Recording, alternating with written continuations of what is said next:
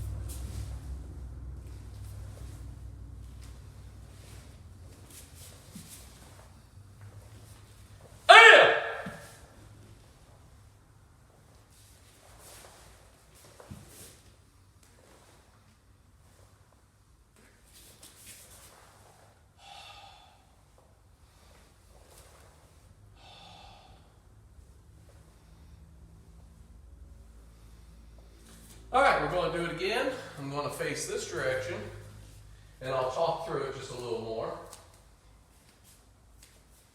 Hebino number 2, Hebino nidai. You let your hands roll off the side of your legs, and then you let your thumb and first fingers just touch, making a circle. Flip the hands so the palms are forward in snake hands. Bring them up above you, and you pull down with breath and tension as you arch your back. Then you strike, making a circular movement towards the head, and then you pull back with breath and tension. You step out with the right foot and do a left middle block knife hand, right knife hand middle block type movement. Then a knife hand chambering to your shoulder, knife hand out, palm block spear hand, and then you put your right hand above your left. You jump. And when you do that, well, we'll talk about the jump. You do the knife hand with your right hand here, strike with that same right hand like you're hitting with the top of your fist, and then you do another knife hand. And notice how I switch stances as I do that. You step and do a palm on top of the arm with a spear hand here, and then you do a bent wrist going this direction. You raise the knee as you bring your knee to your elbow. Kind of looks like a high block, but it's not necessarily here. It's just here. And then you do a knife hand here, spear hand to the side, and then you turn it into a heavy take. Then you step through with your left hand on top, replacement step, spear hand here.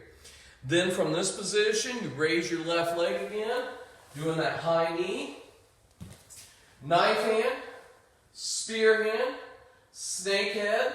Then you step with the left foot as you do a groin strike, pulling back into a wide back stance, and that's the first ki, or that's ki.